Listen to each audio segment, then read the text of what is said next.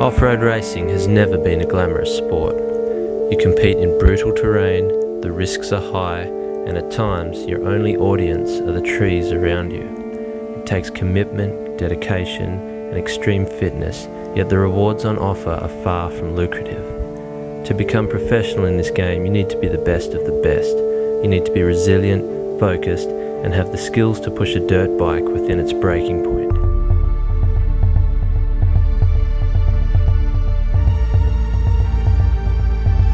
Not so long ago, Australia's best were simply working class heroes.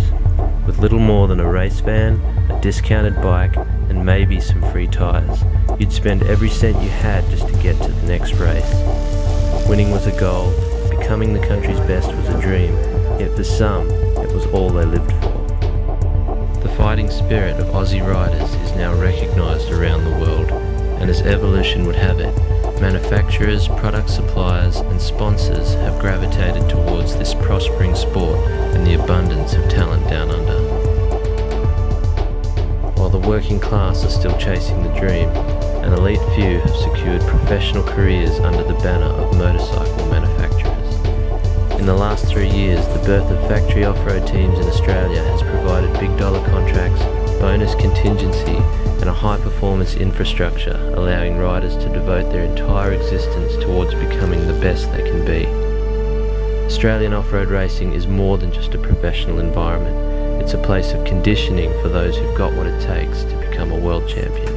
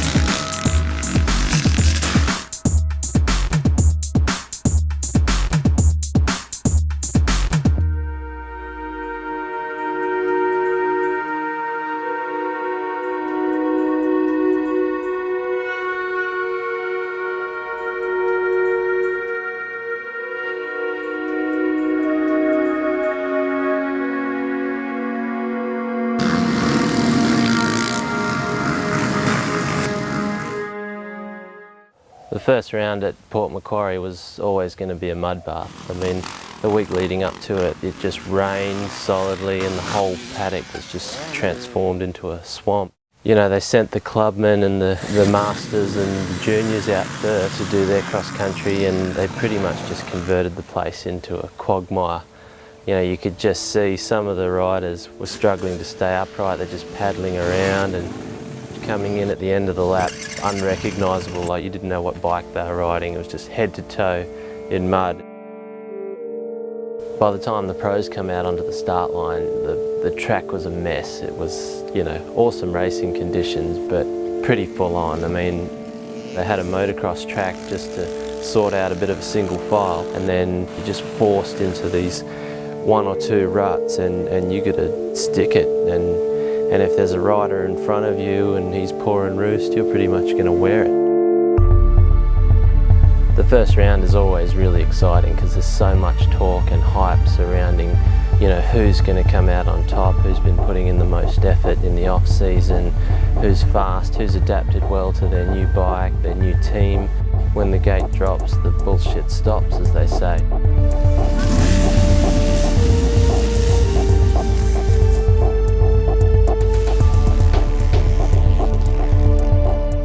So by midway of the first lap, Jared Bewley had a strong lead, pushing his little 250F through all this slop.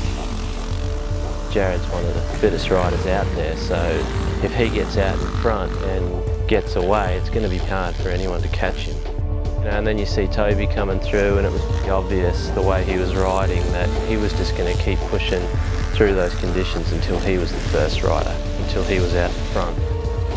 Cross country is bar to bar. You can see the next rider in front of you, and you know, the hunt is on. Grabo's super consistent. He's the long distance master. And the fact that he was sitting in podium position, it's a threat to anyone who's leading the race, because as long as he's within earshot of you, chances are he's going to track you down in the last lap. You know, and then there's Stefan Merriman. He's not known for his start. He's sort of mid-pack start and had to fight pretty hard. When he's locked onto Grabo, you could tell Merriman just wasn't happy with his position and wanted to get to the front runners as soon as he could. 1 minute, Bewley's got this massive lead, he's way out in front, and then the next lap he comes around and he's nowhere to be seen. Toby's just stepped into first place and pulling away and just riding super smooth and looking comfortable.